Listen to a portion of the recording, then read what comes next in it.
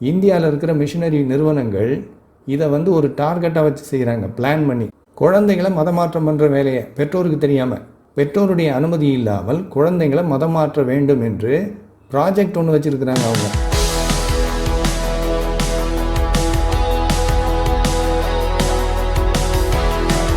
சில தினங்கள் முன்னால் ஒரு வீடியோ ஒன்று வெளியிட்டிருந்தேன். அந்த வீடியோவில் ஒரு கிறிஸ்தவ குடும்பத்தை சேர்ந்த 22 வயது பெண் எழுதின ஒரு கமெண்ட்டுக்கு பதில் கொடுத்துருந்தேன். அவங்க அந்த கமெண்ட்டில் என்ன எழுதியிருந்தாங்கன்னா அதை நீங்கள் இப்போ திரையில் பாருங்கள்.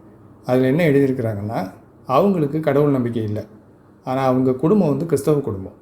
அவருடைய குடும்பத்தினர் வந்து அவரை பேப்டிசம் எடுக்கிறதுக்கு, ஞானஸ்நானம் எடுக்கிறதுக்கு கட்டாயப்படுத்துகிறாங்க. அதுவும் இவருடைய உடலில் வந்து ஒரு சின்ன பிரச்சனை இருக்குது, பீரியட்ஸ் ப்ராப்ளம். இந்த பீரியட்ஸ் ப்ராப்ளம் வந்து ஞானஸ்நானம் எடுத்தால் சரியாயிரும்னு சொல்லி எடுக்கிறதுக்கு வலியுறுத்துகிறாங்க. எனக்கு இதில் விருப்பம் இல்லை, நீங்கள் இதை பற்றி ஒரு வீடியோ வெளியிடுங்க அப்படின்னு சொல்லி இந்த கமெண்ட்டில் அவங்க கேட்டிருக்கேன். இதனால் அதை பற்றி ஒரு வீடியோ வெளியிட்டிருந்தேன். அந்த வீடியோவில் அவருடைய பெற்றோர்கள் வந்து, அந்த பெண்ணுடைய பெற்றோர்களுக்கு அவங்க மேலே அன்பு இருக்கும், அக்கறை இருக்கும். இருந்தாலும் அவங்களுடைய மத நம்பிக்கை காரணமாக அந்த அன்பு அக்கறையும் தவறாக வெளிப்படுது. அவங்க வந்து அந்த பெண்ணை வந்து இதை ஒரு வாய்ப்பாக பயன்படுத்திக்கிட்டு மதமாற்றம் பண்ணுறதுக்கு முயற்சி பண்ணுறாங்க. இப்படி செய்யக்கூடாதுன்னு சொல்லிட்டு அந்த பெற்றோருக்கும் ஒரு வேண்டுகோள் வச்சு அந்த வீடியோ முடிச்சிருந்தேன். அதாவது, உங்கள் பெண்ணுக்கு இப்பொழுது தேவை மருத்துவ சிகிச்சை, அதுபோக உங்களுடைய அரவணைப்பும் உங்களுடைய பொண்ணுக்கு தேவை அப்படின்னு சொல்லி அவங்களுக்கு ஒரு ரிக்வெஸ்ட் பண்ணியிருந்தேன். இந்த வீடியோவை பார்த்துட்டு ஒரு கிறிஸ்தவர் ஒருத்தர் கமெண்ட் எழுதியிருக்கார். அந்த கமெண்ட்டை படித்தோம்னா இந்த கிறிஸ்தவங்களாம் எவ்வளோ பெரிய மாயக்காரர்கள் அப்படிங்கிறது நமக்கு தெரிய வரும். அதாவது, அந்த பெண் வந்து அவங்களுடைய பெற்றோரை பற்றி, அவங்களுடைய குடும்பத்தாரை பற்றி என்கிட்ட வந்து சொன்னாங்கல்ல, அது பெரிய தவறுன்னு சொல்லி அவர் எழுதியிருக்கார். அந்த கமெண்ட்டை நீங்கள் இப்போ திரையில் பாருங்கள். சொந்த அப்பா அம்மாவை நம்பாமல், சொல்கிறத கேட்காம ஒரு தேர்ட் பர்சன்ட்ட அந்த பொண்ணு ஷேர் பண்ணுறாங்கன்னா, 22 வருஷம் வளர்த்த அப்பா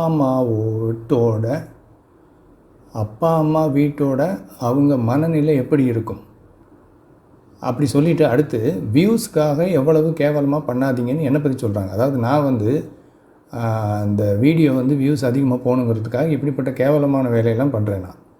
சரியா?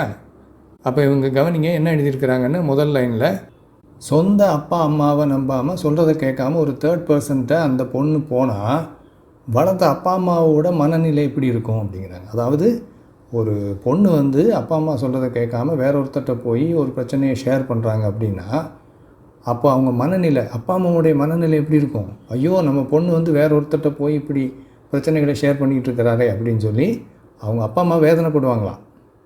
அப்போது பிள்ளைங்க வந்து அப்பா அம்மாவுடைய சொல் பேச்சு கேட்கணும், அப்பா அம்மாவை மீறி போகக்கூடாது அப்படின்னு சொல்லி இவங்க அட்வைஸ் பண்ணுறாங்க. அட்வைஸ் பண்ணுற இவங்க யார்? ஒரு கிறிஸ்தவர். சரி, அடுத்து இன்னொருத்தர் என்ன எழுதியிருக்கார் பாருங்கள். Why you people are doing like this?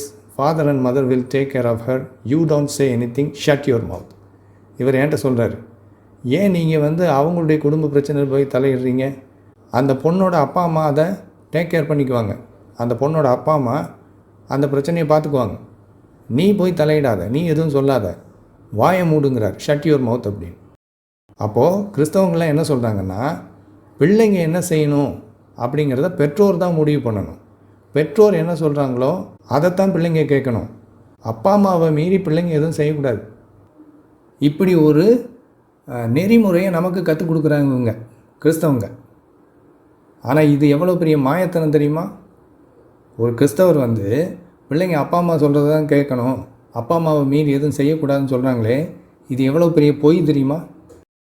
ஏன்னா ஒவ்வொரு வீட்லேயும் பெற்றோருடைய பேச்சை கேட்காம பிள்ளைகளை குடும்பத்தை விட்டு பிரிக்கிற வேலையை செய்கிறதே இந்த கிறிஸ்தவங்க தான். இவங்க மதமாற்றம் பண்ணுறதுக்காக போய் சுவிசேஷம் அறிவிக்கிறாங்கல்ல, அறிவித்து நீங்கள் இயேசுவை ஏற்றுக்கங்க, சபைக்கு வாங்கன்னு கூப்பிட்றாங்கல்ல. அப்போது நீங்கள் முதல்ல போய் உங்கள் அப்பா அம்மா கிட்ட சொல்லுங்கள், நான் இயேசுவை ஏற்றுக்க போகிறேன், ஏற்றுக்கலாமா, மதம் மாறலாமான்னு கேளுங்க. அவங்க அனுமதிச்சா மாறுங்க அப்படின்னு சொல்கிறாங்களா? இல்லை. இதுக்கு உங்கள் பெற்றோர் அனுமதிக்க மாட்டாங்க. இருந்தாலும் நீங்கள் இயேசுவை ஏற்றுக்கணும், ஏன்னா இது ரட்சிப்பு சம்மந்தப்பட்டது, இல்லாட்டி நீங்கள் நரகத்துக்கு போயிடுவீங்கன்னு பயமுறுத்தி அப்பா அம்மா பேச்சை மீற வைக்கிறதே இந்த கிறிஸ்தவங்க தான். இப்போ இதே விஷயத்தை பற்றி வேறொரு சேனல்லையும் நான் வீடியோ வெளியிட்டிருந்தேன். அந்த வீடியோவில் ஒருத்தர் என்ன கமெண்ட் எழுதியிருக்கிறான்னு பாருங்கள். கிறிஸ்தவங்ககிட்ட ஒரு கேள்வி கேட்குறார். பள்ளிகளின் வெளியே நின்று கொண்டு ஒன்றுமறியாத சிறு பிள்ளைகளை மதம் மாற அழைப்பது ஏன்? அவர்கள் பெற்றோரிடம் அனுமதி பெற்றீர்களா? இந்த கிறிஸ்தவங்க வந்து என்கிட்ட சொல்கிறாங்கல்ல, இன்னொருத்தர் குடும்பத்தில் நீங்கள் என்ன தலையிடுறீங்க, அவங்க அப்பா அம்மா பார்த்துக்குவாங்க அப்படின்னு. அந்த பொண்ணுக்கிட்டேயும் சொல்கிறாங்க பாருங்கள், இன்னும் பெற்று வளர்த்த அப்பா அம்மா சொல்கிறத கேட்காம 3ஆம் மனுஷன்ட்ட போய் விஷயத்தெல்லாம் சொல்கிறீ அப்படின்னு. அப்படி சொல்கிற அந்த கிறிஸ்தவங்க என்ன பண்ணுறாங்க, பள்ளிக்கூட வாசலில் போய் நின்றுக்கிட்டு ஸ்கூல் முடிஞ்சு வர்ற பிள்ளைங்கக்கிட்ட சுவிசேஷன் சொல்லி மதம் மாற்ற முயற்சி பண்ணுறாங்க, அவங்க அப்பா அம்மாவுக்கு தெரியாமல். கவனிச்சிங்களா? என்கிட்ட வந்து குடும்ப பிரச்சனையை சொன்ன அந்த பொண்ணோட வயசு 22 வயசு பொண்ணு தன்னிச்சையாக முடிவு எடுக்கலாம். அப்பா அம்மா சொல்கிறத கேட்கணும்னு அவசியம் இல்லை நம்ம நாட்டு சட்டப்படி. அந்த பொண்ணு வந்து அவங்க குடும்பத்தில் இருக்கிற விஷயத்தை என்கிட்ட சொன்னதே பெரிய தப்பான். ஆனால் இவங்க என்ன பண்ணுறாங்க, ஸ்கூல் பிள்ளைங்கள மதம் மாற்றம் பண்ணுறாங்க பெற்றோருக்கு தெரியாமல். சரியா? இப்போ இது வந்து ஏதோ இவர் சும்மா எழுதலை. இந்தியாவில் இருக்கிற மிஷினரி நிறுவனங்கள் இதை வந்து ஒரு டார்கெட்டாக வச்சு செய்கிறாங்க, பிளான் பண்ணி. குழந்தைகளை மதமாற்றம் பண்ணுற வேலையை பெற்றோருக்கு தெரியாமல், பெற்றோருடைய அனுமதி இல்லாமல் குழந்தைங்களை மதம் மாற்ற வேண்டும் என்று ப்ராஜெக்ட் ஒன்று வச்சுருக்கிறாங்க அவங்க. இப்போ பாருங்கள் ஸ்க்ரீனில், இந்தியாவில் இருக்கிற ஒரு மிஷனரி நிறுவனம் அவங்களுடைய இணையதளத்தில் இப்படி ஒரு ஆர்டிக்கிள் எழுதியிருக்கிறாங்க. Why share the gospel with India's children. ஏன் இந்தியாவில் இருக்கிற குழந்தைங்களுக்கு சுவிசேஷன் சொல்லி அவங்கள மதமாற்றம் பண்ணணும் அப்படின்னு சொல்லிட்டு காரணம் என்ன சொல்கிறாங்க தெரியுமா? பெரியவங்களை மதமாற்றம் பண்ணுறதுக்கு சிரமம், ஆனால் சின்ன குழந்தைங்கள ஈஸியாக மதமாற்றம் பண்ணிடலாம், அதனால அவங்கள போய் மதமாற்றம் பண்ணுங்கன்னு இந்த ஊழிய நிறுவனம் கிறிஸ்தவங்களுக்கு கற்றுக் கொடுக்குது, குழந்தைங்களை பிடிச்சி மதமாற்றம் பண்ணுங்கன்னு. அப்போ இது எவ்வளோ பெரிய திருட்டு வேலை பாருங்கள். பெற்றோருக்கு தெரியாமல் பெற்றோருடைய அனுமதி இல்லாமல் இவங்க சின்ன குழந்தைங்கள மதமாற்றம் பண்ணுவாங்களாம். ஆனால் இவங்க குடும்பத்தில், கிறிஸ்தவ குடும்பத்தில் 22 வயசு பொண்ணு அப்பா அம்மா சொல்கிறது தான் கேட்கணும், வேறு யார்ட்டையும் போய் குடும்ப விஷயங்களை சொல்லக்கூடாது, வேறு யார்ட்டையும் ஆலோசனையை கேட்கக்கூடாது. அப்போ இது எவ்வளோ பெரிய தந்திரமான வேலை பாருங்கள். இவங்க வந்து பெற்றோருக்கு கீழ்ப்படியணும், பிள்ளைங்க அப்பா அம்மா சொல்கிறத மீறி எதுவும் செய்யக்கூடாது, அப்பா அம்மாவுடைய மனசை நோகடிக்கக்கூடாது அப்படின்லாம் சொல்கிறாங்கல்ல கிறிஸ்தவங்க, நமக்கு நெறிமுறை கற்றுக் கொடுக்குறாங்கல்ல.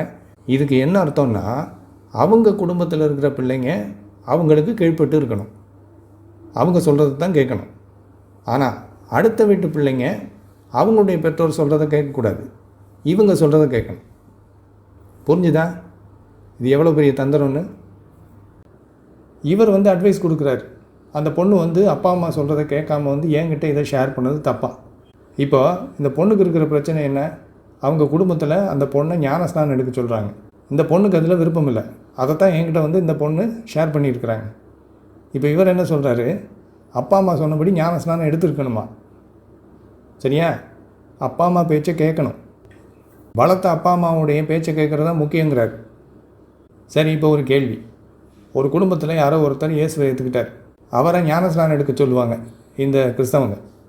அப்போ அவங்க போய் அப்பா அம்மாட்ட கேட்குறாங்க, அப்பா அம்மா வந்து இல்லை ஞானஸ்நானம் நீ எடுக்காதுன்னு சொன்னால் இவங்க என்ன சொல்லுவாங்க, அப்பா அம்மா சொல்லிட்டாங்கல்ல அதுக்கு நீ கீழ்ப்படியணும், ஞானஸ்நானம் எடுக்காத அப்படின்னு சொல்லுவாங்களா?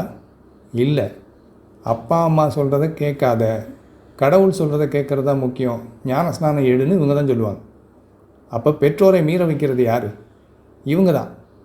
நான் கிறிஸ்தவனாக இருந்த சமயத்தில் ஒரு இந்து குடும்பத்தை சேர்ந்த ஒரு பொண்ணு ஒருத்தவங்க சபைக்கு வந்திருக்காங்க, ஒரு குறிப்பிட்ட சபைக்கு. அந்த சபையில் இருக்கிறவங்க அவங்கள ஞானஸ்நானம் எடுக்க சொன்னாங்க. அவங்க போய் வீட்டில் சொல்லியிருக்கிறாங்க அவங்க ஹஸ்பண்ட்டை, அவங்களுடைய கணவர் வந்து இல்லை ஞானஸ்நானம் எடுக்காதன்ட்டார். இதை வந்து இவங்க சொல்கிறாங்க சபையில். அவங்க சொல்லும்போது அவங்களுக்கு அட்வைஸ் பண்ணுறாங்க இந்த சபைக்காரங்க. என்ன சொல்கிறாங்க தெரியுமா, உங்கள் வீட்டுக்காரர் சொல்கிறாங்கிறதுக்காக நீங்கள் கேட்டுக்கிட்டு போயிட்டு இருந்தீங்கன்னா பரலோகம் போக முடியாது. இப்படி அவங்க அந்த பொண்ணுக்கு அட்வைஸ் பண்ணுறாங்க. அதாவது உங்கள் ஹஸ்பண்ட் சொல்கிறத கேட்டுட்டு நடந்துகிட்டு இருந்தீங்கன்னா நரகத்துக்கு போயிடுவீங்கன்றாங்க.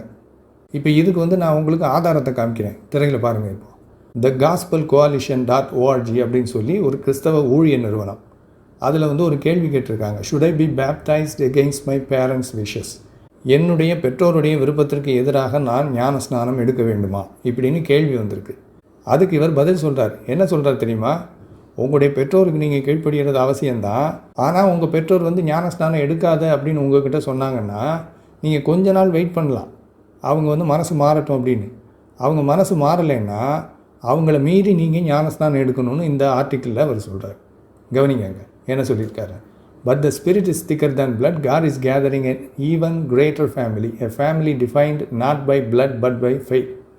அதாவது உடல் ரீதியாக உங்களுக்கு ஒரு குடும்பம் இருக்கு இல்லையா, அதை விட கடவுள் உங்களுக்கு விசுவாசத்தின் அடிப்படையில் வேறொரு ஃபேமிலியை உருவாக்கிக்கிட்டு இருக்கிறார். அந்த ஃபேமிலி தான் உங்களுக்கு முக்கியம். நீங்கள் எந்த குடும்பத்தில் பிறந்து வளர்ந்தீங்களோ அந்த குடும்பம் முக்கியம் இல்லை அப்படின்னு சொல்லிட்டு இன்னும் சொல்கிறார். In fact Jesus says that our allegiance to family is the cost of discipleship precisely because we now belong to him and no longer to them.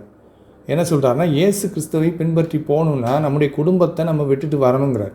அதுக்கு பைபிள்லேருந்து சில வசனங்களை காட்டுறாரு, அதை பின்னால் பார்ப்போம். அதாவது இந்த ஆர்டிக்கிளில் அவர் என்ன சொல்கிறாருன்னா, உங்கள் குடும்பத்தில் பெற்றோர் வந்து உங்களை ஞானஸ்நானம் எடுக்க வேண்டாம்னு சொன்னாங்கன்னா அவங்க சொல்கிறத நீங்கள் கேட்காதீங்க. அவங்க சொல்கிறதுக்கு மீறி நீங்கள் வந்து ஞானஸ்நானம் எடுக்கணும். ஏன்னா உங்களுடைய அந்த குடும்பத்தை விட இப்போ கடவுள் உங்களுக்குன்னு வேற ஒரு குடும்பத்தை கொடுக்குறார், சபை. அதுதான் முக்கியன்றார் இவர். அப்போது பெற்று வளர்த்த பெற்றோருக்கு நீங்கள் கீழ்ப்படியக்கூடாதுன்னு கற்றுக் கொடுக்கறது யார்? கிறிஸ்தவங்க. ஆனால் இந்த கிறிஸ்தவர் வந்து என்ன கமெண்ட்டில் எழுதியிருக்காரு, அந்த 22 வயசு பொண்ணு வந்து பெற்று வளர்த்த பெற்றோருடைய பேச்சுக்கு கீழ்ப்பட்டிருக்கணுமா, அதை மீறி வெளியில் வந்து இன்னொருத்தட்ட அந்த விஷயத்தை சொல்லியிருக்கக்கூடாதான். அடுத்து இன்னொரு ஆர்டிக்கிள் பாருங்கள் ஆன்லைனில். இதுலேயும் what hinders you from being baptised, ஞானஸ்நானம் எடுப்பதற்கு உங்களுக்கு எது தடையாக இருக்குது அப்படின்னு சொல்லி ஒரு பாஸ்டர் எழுதியிருக்கார். அதில் ஃபேமிலின்னு ஒரு செக்ஷன் எழுதியிருக்கார் பாருங்கள், குடும்பம். உங்களுடைய குடும்பம் நீங்கள் ஞானஸ்நானம் எடுப்பதற்கு தடையாக இருக்கும்.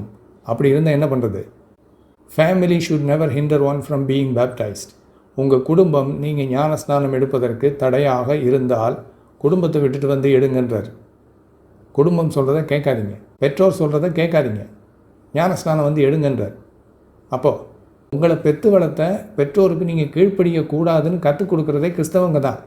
ஆனால் கிறிஸ்தவ குடும்பத்தில் இருக்கிற ஒருத்தர் வந்து அப்பா அம்மா சொல்கிறத கேட்காம ஞானஸ்நானம் எடுக்க மாட்டேன்னு சொன்னால் உடனே வந்து பெற்றோருக்கு கீழ்ப்படிவது தானே முக்கியம் அப்படின்னு மிரட்டிக்கிட்டு இருக்கிறாங்க பாருங்கள். எவ்வளவு மாயத்தனம். சரி, இப்போ இன்னும் நிறைய உதாரணங்களை என்னால் காமிக்க முடியும். நிறைய சாட்சிகள், நிறைய வீடியோக்களில் எப்படி கிறிஸ்தவர்கள் மற்றவங்க குடும்பத்தில் பிரிவினை உண்டாக்கி பெற்றோருக்கு எதிராக பிள்ளைங்களையே செயல்பட வைக்கிறாங்க அப்படிங்கிறதுக்கு. ஆனால் இவங்க இப்படி செய்கிறாங்கல்ல, இதை வந்து இயேசு கிறிஸ்துவே இவங்களுக்கு கற்றுக் கொடுத்துருக்கிறாருன்னு பைபிள் சொல்லுது. பைபிளில் இயேசுவே சொல்கிறாரு, நான் வந்ததே குடும்பத்தை பிரிக்கிறதுக்கு தானே. அங்கே பாருங்கள் வசனத்தை. மத்தேயு 10ஆம் அதிகாரத்தில் இயேசு கிறிஸ்து இப்படி சொல்கிறதாக பைபிளில் எழுதப்பட்டிருக்கு. பூமியின் மேல் சமாதானத்தை அனுப்ப வந்தேன் என்று எண்ணாதிருங்கள், சமாதானத்தை அல்ல பட்டயத்தை அனுப்ப வந்தேன். எப்படியெனில் மகனுக்கும் தகப்பனுக்கும் மகளுக்கும் தாய்க்கும் மருமகளுக்கும் மாமிக்கும் பிரிவினை உண்டாக்க வந்தேன். ஒரு மனுஷனுக்கு சத்துருக்கள் அவன் வீட்டாரே. தகப்பனையாவது தாயையாவது என்னிலும் அதிகமாய் நேசிக்கிறவன் எனக்கு பாத்திரன் அல்ல. மகனையாவது மகளையாவது என்னிலும் அதிகமாய் நேசிக்கிறவன் எனக்கு பாத்திரன் அல்ல. இயேசு கிறிஸ்து என்ன சொல்கிறார் பாருங்கள், நான் வந்ததே மகனுக்கும் தகப்பனுக்கும் மகளுக்கும் தாய்க்கும் மகளுக்கும் மாமிக்கும் பிரிவினை உண்டாக்கத்தான், குடும்பத்தை பிரிக்கிறதுக்கு தான் நான் வந்தேன்னு சொல்லிட்டு அடுத்து என்ன சொல்கிறார் பாருங்கள், ஒரு மனுஷனுக்கு சத்துருக்கள் அவன் வீட்டாரே. அப்போது இயேசு கிறிஸ்துவே என்ன பண்ணுறாரு இங்கே? அதாவது பைபிளில் எப்படி எழுதப்பட்டிருக்கு இயேசு சொன்னார்னு, உண்மையிலே இயேசு அப்படி சொன்னாரா இல்லையாங்கிறது அது வேறு விஷயம். பைபிள் இப்படி சொல்லுது, ஒரு மனுஷனுக்கு சத்துருக்கள் அவன் வீட்டாரே அப்படின்னு சொல்லி பைபிள் சொல்லுது இல்லையா.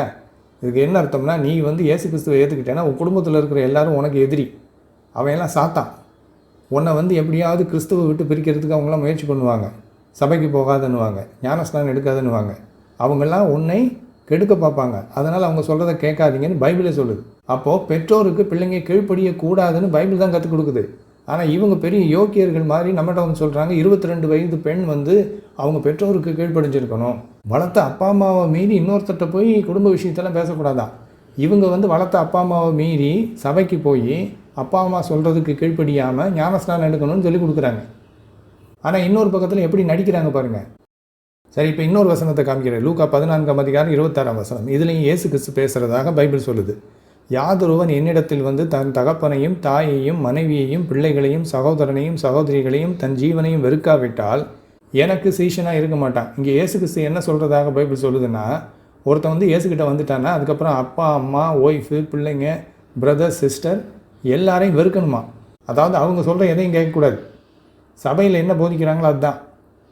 ஞானஸ்நானம் எடுன்னு சொன்னாங்கன்னா சபை சொல்கிறத கேட்கணும். வீட்டில் வந்து ஞானஸ்நானம் வேண்டாம்னு சொன்னாங்கன்னா அவங்க சொல்கிறத கேட்கக்கூடாது. பெற்றோருக்கு கீழ்ப்படியக்கூடாது, குடும்பத்தினரை மதிக்கக்கூடாது. இப்படி பைபிளே கற்றுக் கொடுக்குது. அப்படி இருக்கும்போது இவங்க ஏதோ ரொம்ப ஒழுக்கமாக குடும்பத்தின் கட்டுப்பாட்டை காப்பாற்றுவது போல காட்டிக்கிட்டு பெற்றோர் என்ன சொல்கிறார்களோ அதற்குத்தான் அந்த பெண் கீழ்ப்படிந்திருக்க வேண்டும், 3வது நபரிடம் வந்து தன்னுடைய குடும்ப விஷயத்தை சொன்னது தவறு அப்படின்னு சொல்லி அந்த பெண்ணை நியாயம் தீர்த்துக்கிட்டு இருக்கிறாங்க. மாயக்கார மதவாதிகள்.